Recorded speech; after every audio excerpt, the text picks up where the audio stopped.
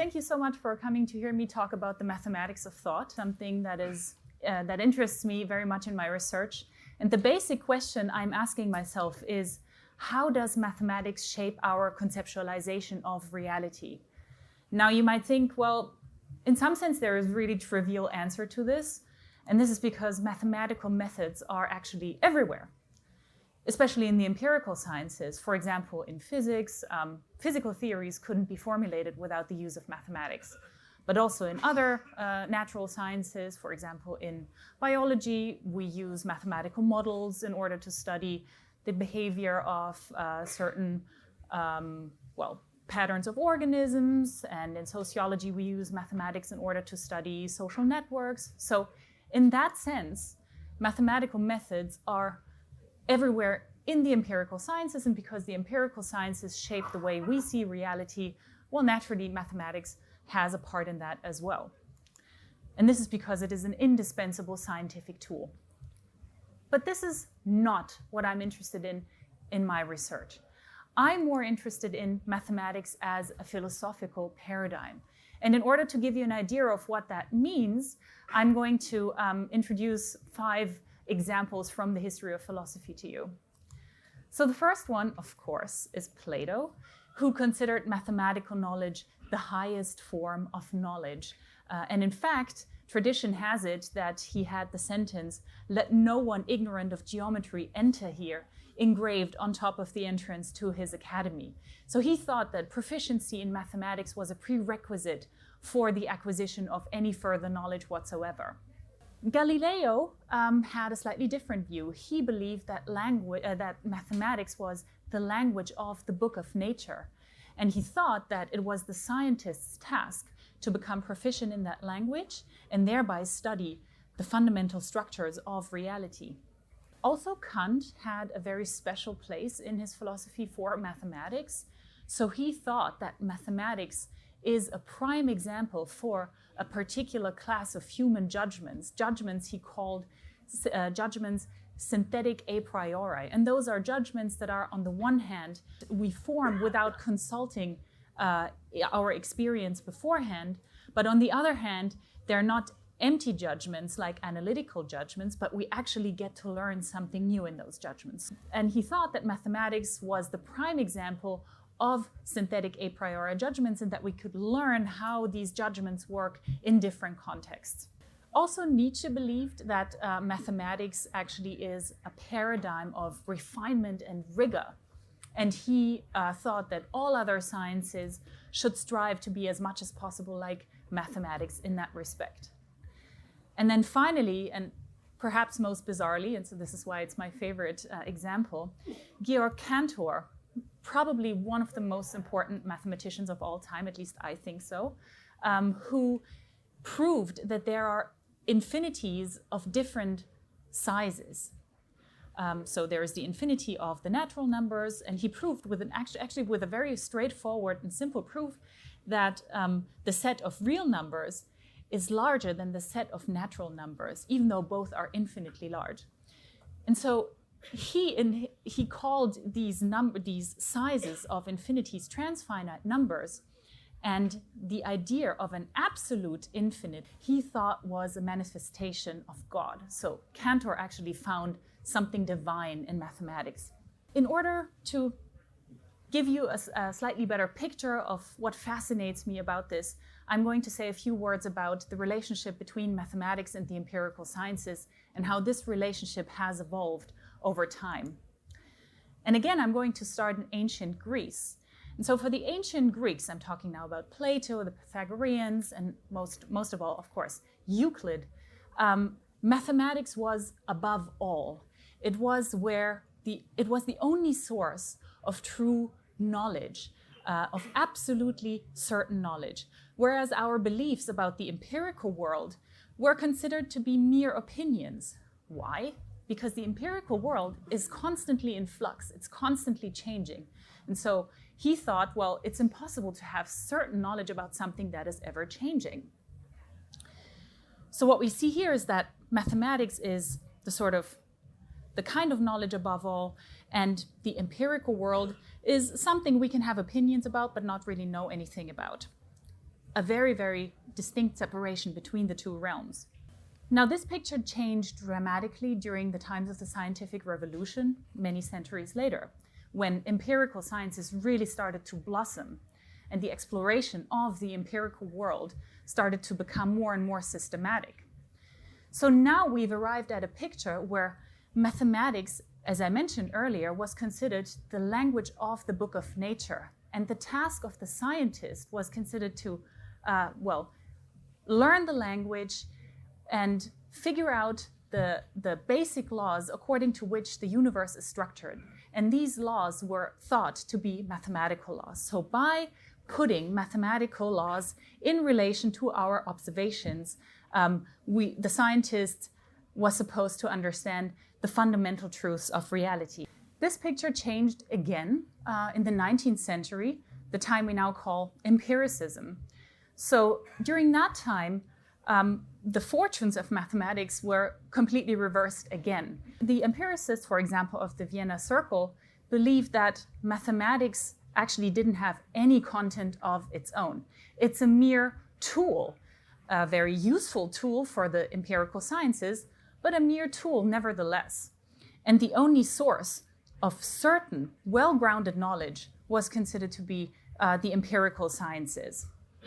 So, as you have noticed, we have sort of this movement where mathematics started off as being this highest form of knowledge, then it sort of merged with the empirical sciences, and then the empirical sciences became our paradigm of well-grounded knowledge, and mathematics was considered to be a mere tool for the sciences. And another way of saying this is that mathematics started off as something that could be called the language of God. Actually, the ancient Greeks believed that the reason that we find sort of imperfect geometrical figures in the empirical world is because the gods gave geometry to the world, sort of instilled geometrical language in nature in order to make us understand that this nature is an intelligible, an environment that is intelligible to us.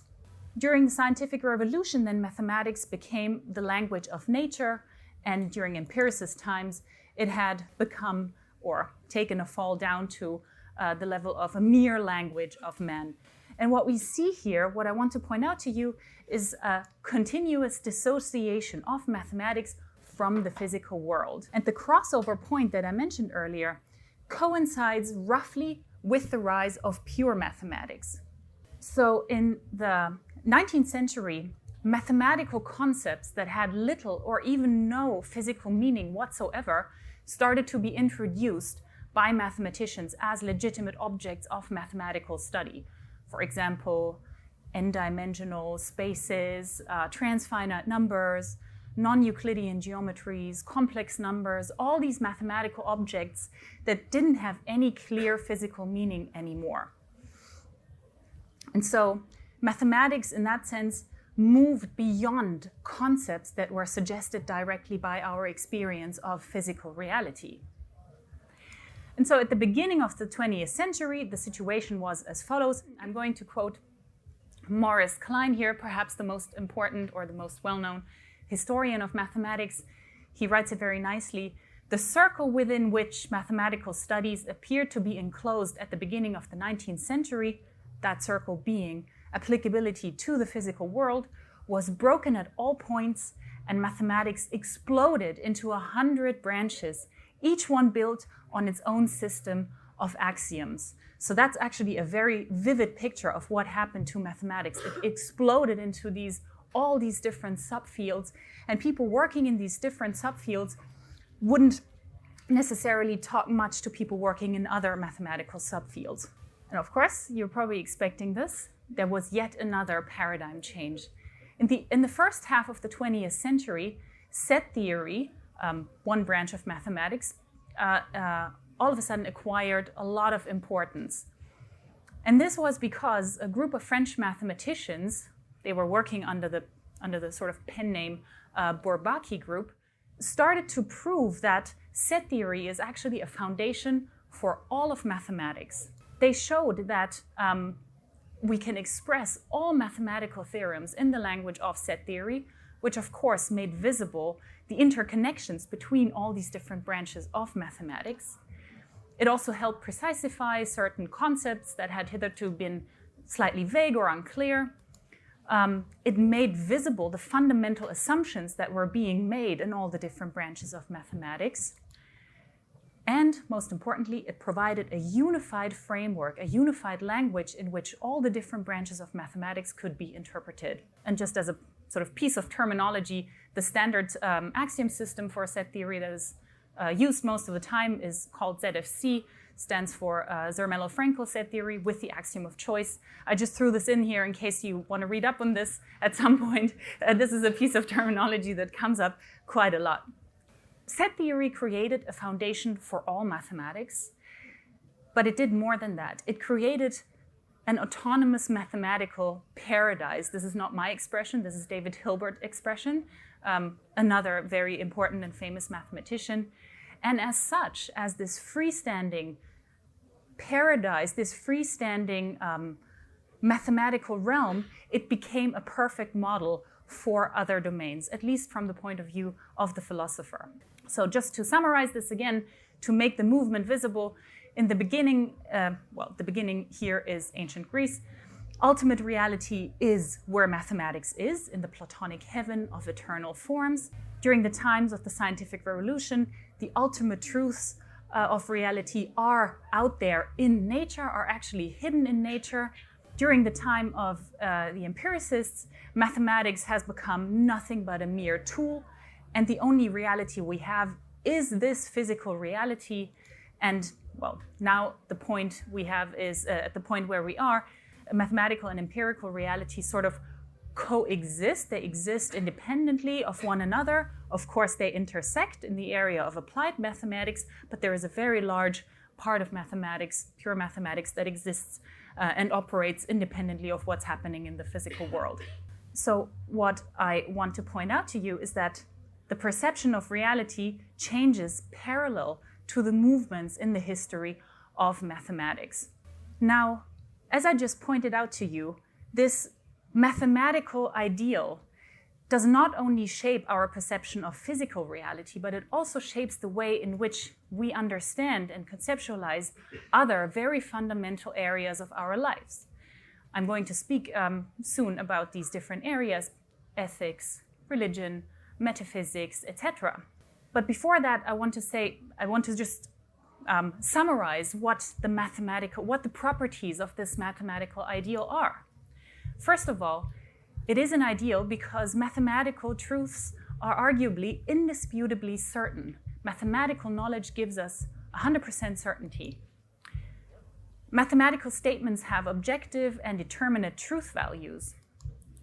So what we have here is an ideal of a unified, contradiction-free whole, as it were, if you want to put it slightly metaphorically, the idea of one unified, beautiful truth. And so in that sense, mathematics has become a benchmark for all other areas of discourse that have a claim to objectivity.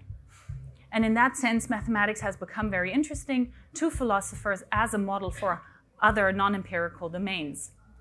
And of course, what philosophers try to achieve is, for example, people working in ethics, they try to show that their domain is as similar as possible to mathematics because that generates credibility. So, okay, how does that actually work? I said that philosophers think that they can draw interesting inferences from comparing mathematics to these other domains: ethics, logic, metaphysics, religion even. And you might think, well, what do these domains have in common with one another? Well, look at the statements of these domains. For example, in maths, we have statements like 2 + 2 = 4. In ethics, a statement like torturing babies for fun is wrong. In logic, a statement like if P and if P then Q, modus ponens. In metaphysics, we say stuff like there could be purple pigs.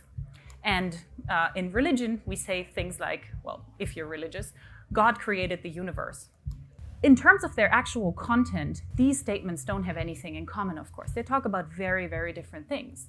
But from a philosophical point of view, they are related. And the reason is that, first of all, they make reference to non-empirical entities, by which I mean entities that are beyond the grasp of empirical investigation. So, for example, numbers, values or norms, reasons, moral properties, propositions, possible worlds, all these things are things we cannot investigate with our traditional means of empirical science. And so I dare to say that many of us think that these sentences, in addition to referring to weird entities, are true, are objectively true. Perhaps not the last one, that's debatable, but certainly many of us would intuitively at least say that these statements are true. So that's a different way of saying that many of us are realists about these domains. Now, what does that mean, to be a realist? First of all, it means that we're in some sense committed to there being non-empirical entities like numbers, for example, or moral entities like values, etc. It also means that we believe in statements in those domains having objective truth values.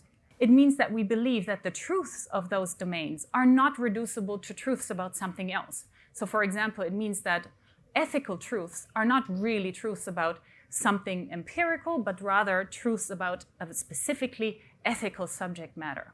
And finally, we believe that these truths are actually knowable, that it is possible for us to get to know mathematical, ethical, metaphysical truths, etc. So if you're a realist about these domains, and if you're committed to at least some of these claims, then you're also going to face a number of challenges. For example, you're going to have to justify your ontological commitment to these weird entities.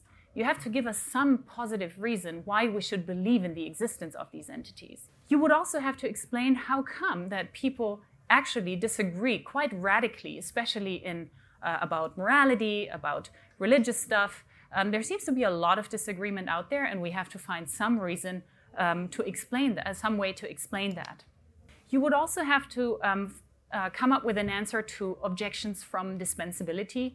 So, for example, in the case of morality, how come that our best scientific theories don't make reference to objective moral entities, but rather explain our having moral beliefs in terms of evolutionary benefits, etc.?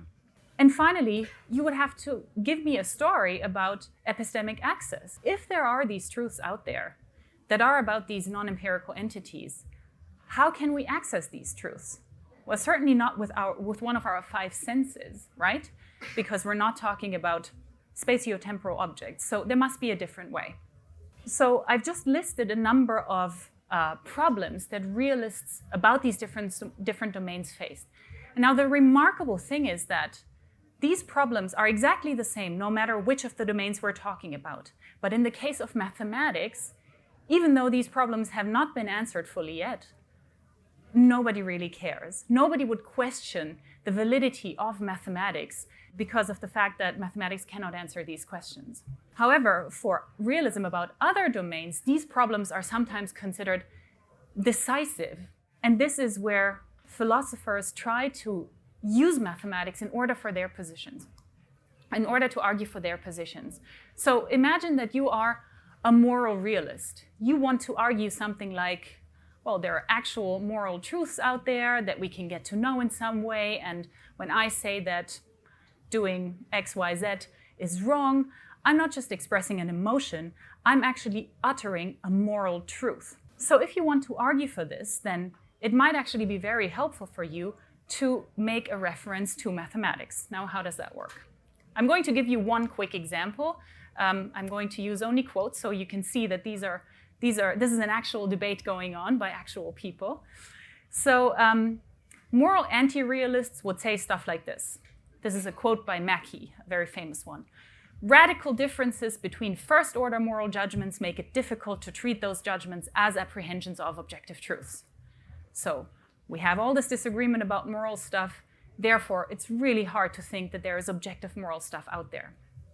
Brian Leiter then supports the point and argues that persistent disagreement on foundational questions distinguishes moral theory from inquiry in the sciences and mathematics. Here, they even try to draw this contrast between disagreement being a big deal in morality, but pretty much non-existent in mathematics. Leiter then draws the conclusion that disagreement about a moral matter X is best explained by there not being any objective fact of the matter about X.